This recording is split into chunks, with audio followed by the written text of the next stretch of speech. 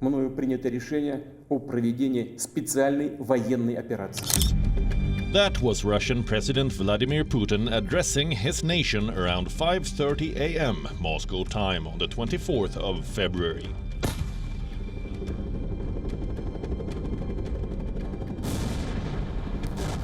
Soon after this televised speech, Putin launched what he called a special military operation in Ukraine, claiming its close ties with the West posed a security threat to Russia.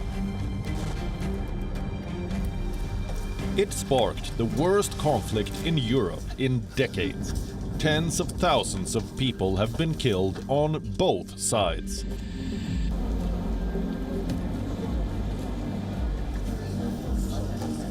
More than 7.8 million Ukrainians have fled their war-torn country. The war caused Europe's largest refugee crisis since World War II. Let's take a look at the key developments for each month since the invasion began 10 months ago.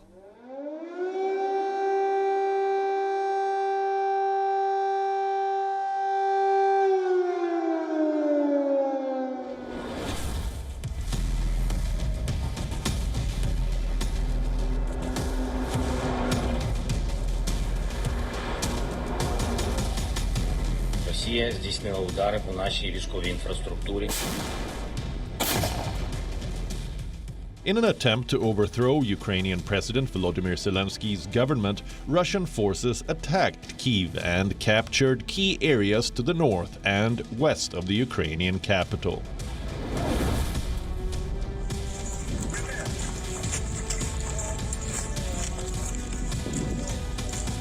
It launched massive attacks on Kyiv's suburbs, Irpin, Bucha and Hostomel.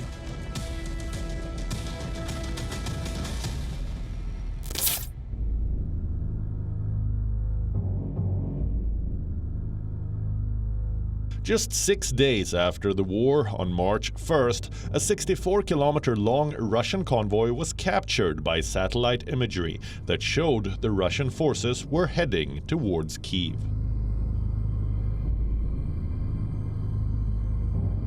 This led to several experts speculating about the city's imminent fall. Всім доброго ранку, українці. Зараз в мережі дуже багато з'явилось фейків. But after weeks of fighting, Russia retreated and moved back due to the Ukrainian resistance.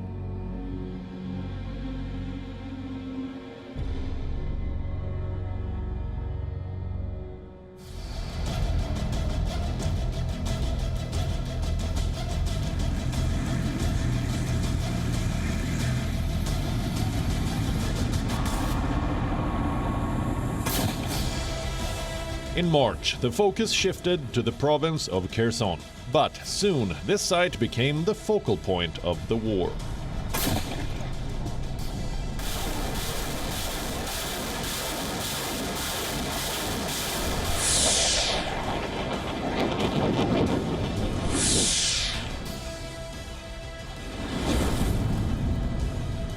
On the 3rd of March, Russia captured Europe's biggest nuclear plant, located in Zaporizhia.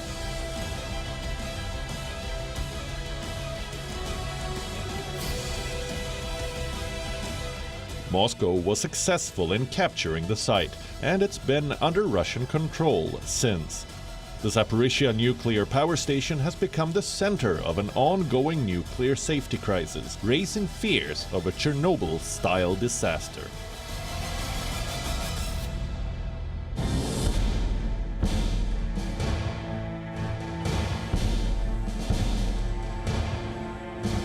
April marked the beginning of the second phase of the 2022 Russian war in Ukraine.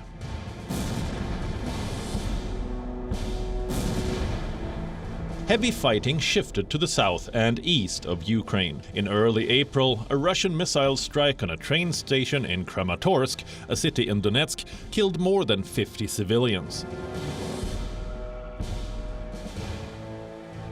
The attack came at the start of a Russian offensive to seize all of Donetsk and Luhansk, together known as Donbas.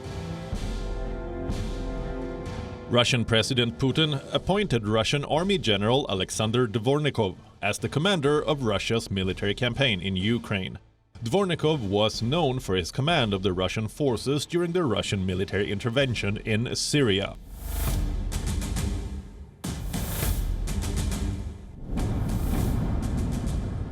The bombardment of the Azovstal iron and steelworks plant in Mariupol is among the most defining moments of the war.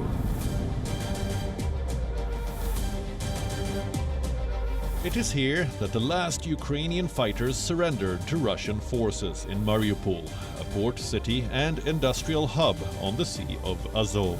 The fight at the steel plant became a symbol of Ukrainian resistance.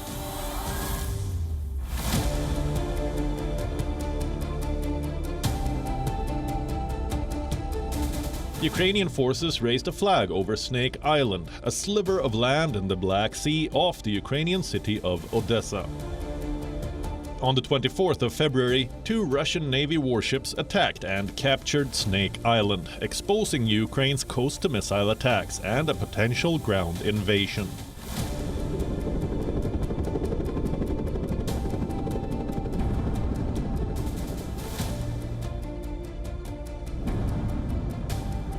On the 30th of June 2022, Ukraine announced that it had driven Russian forces off the island, 2 months after sinking the flagship of Russia's Black Sea Fleet, the Moskva.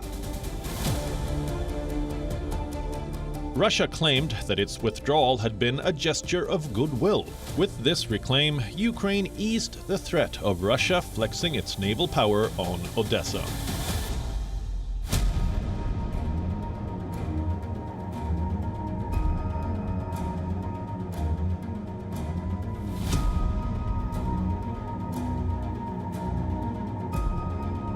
After a grueling assault, Lysychansk, the last major city under Ukrainian control in the region, was captured by Russia on the 3rd of July 2022.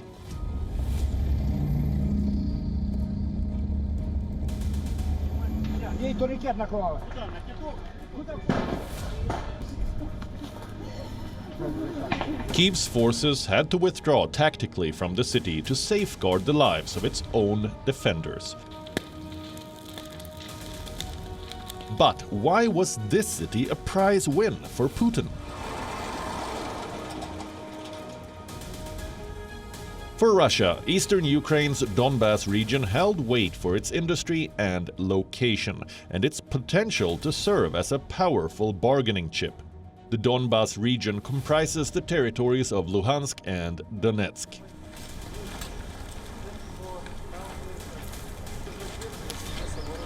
With the capture of Lysychansk and Severodonetsk before that, Russia effectively gained control over the entire resource-rich region of Luhansk. This victory also implied that Russia would be able to position its forces to execute offensives on Kramatorsk, a crucial city in Donetsk whose control could potentially bring the entire Donbas under Putin.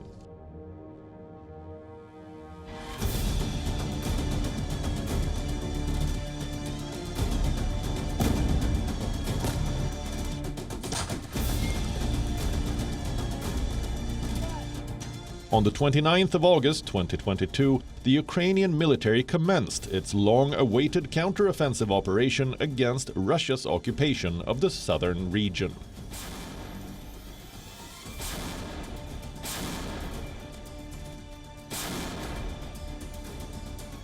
This area included the strategic city of Kherson, the only regional capital that Russia had been able to seize from Ukraine since the war had started.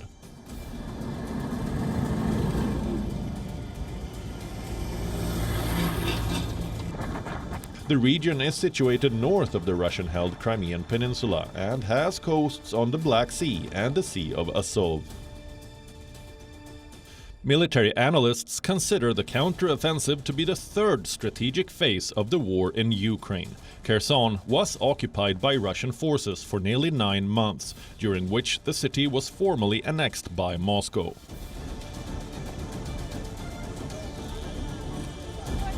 Ukraine recaptured Kherson from Russian forces on the 11th of November, prompting days of celebrations on the square. Russian forces have been shelling Kherson from the opposite side of the Dnipro River since leaving the city. Хлопці, слава Україні!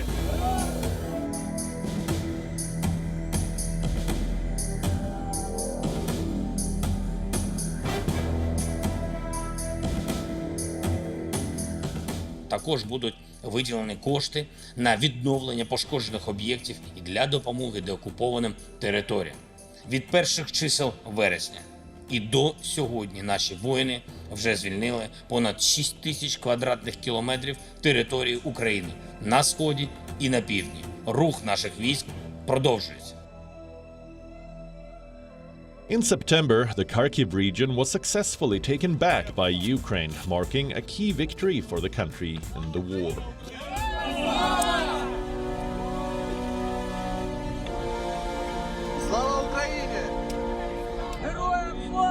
The rapid military gains made by Ukraine left Russia in shock too, compelling its troops to retreat from the area to regroup and redeploy. It marked their worst defeat since they were pushed back from the capital Kyiv in March.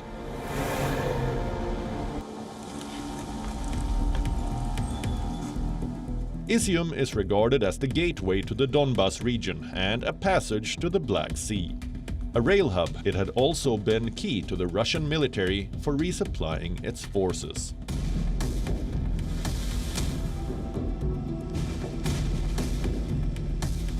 Since it was a major logistical hub for Russian forces in the Donbas region, its recapture empowered Ukraine to control key Russian supply lines in the area.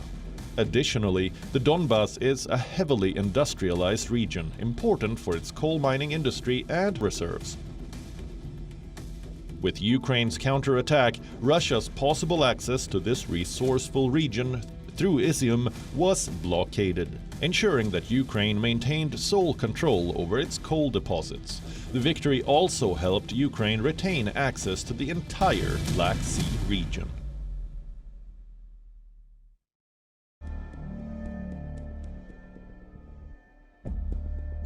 Along with the Kherson region and the liberated territories of the Zaporizhia region, the demand to join Russia won with an overwhelming majority of voters in all the 4 regions.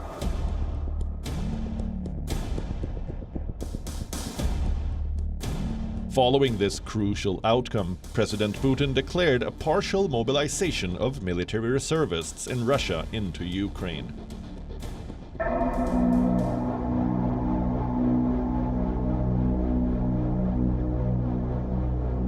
The Crimea Bridge, the sole direct link between Russia and Russia-annexed Crimea, was damaged in a powerful blast.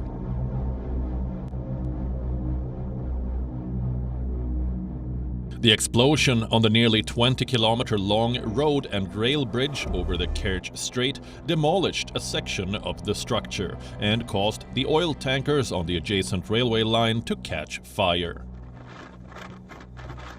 Putin blamed Ukraine for the attack. Ukraine has not officially claimed responsibility for the bridge blast, but it celebrated the damage caused to Russia. The Crimea Bridge was built by Russia after it annexed Crimea from Ukraine in 2014. It was opened by Putin himself back in 2018. The bridge is crucial to Russia for the supply of fuel, food, and other goods to Crimea.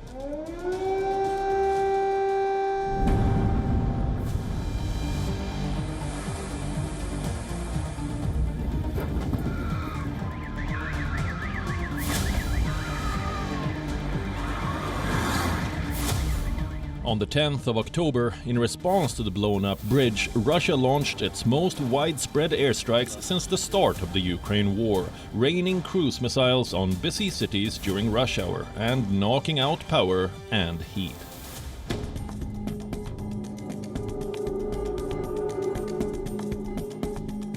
After the October missile strikes on the 15th of November, Russia launched another series of missile attacks. About 85 to 100 missiles were fired at several Ukrainian cities. These strikes came amid the G20 leaders' summit meeting in Indonesia.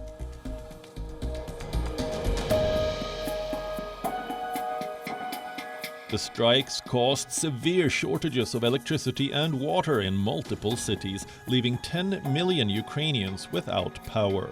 Russia adopted this electricity blackout strategy as its top civilian assault tactic on Ukraine.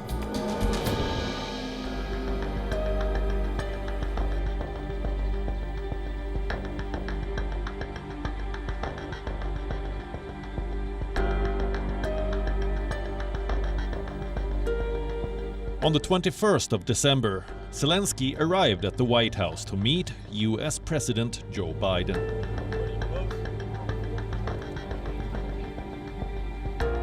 This was his first foreign visit since the war began.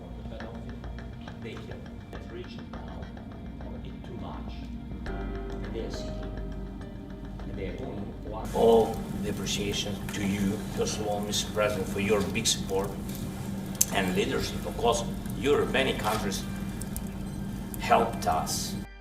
So what was on his agenda? To seek weapons, weapons and more weapons. That is one. Yes, that is from him, and I have Zelensky told lawmakers in the packed House of Representatives chamber that he hoped they would continue to support Ukraine on a bipartisan basis. Thank you for both financial packages you have already provided us with and the ones you may be willing to decide on. Your money is not charity. It's an investment in the global security and democracy that we handle in the most responsible way.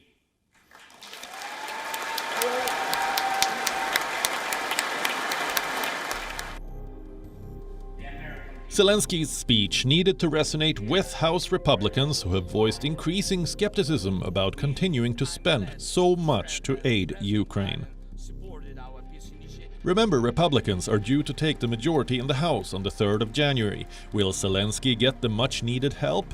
The United States announced another $1.85 billion in military aid for Ukraine, including the Patriot air defense system to help it ward off barrages of Russian missiles. Today, I'm announcing the next tranche of our security assistance to Ukraine. $1.85 billion package of security assistance that includes both direct transfers of equipment that Ukraine needs, as well as contracts to supply ammunition Ukraine will need in the months ahead for its artillery, its tanks, and its rocket launchers. On the other hand, the Kremlin has said that Zelensky's US visit won't help in settling the conflict. 10 months have already passed. How much longer will the war continue? Against all odds and doom and gloom scenarios, Ukraine didn't fall. Ukraine is alive and kicking.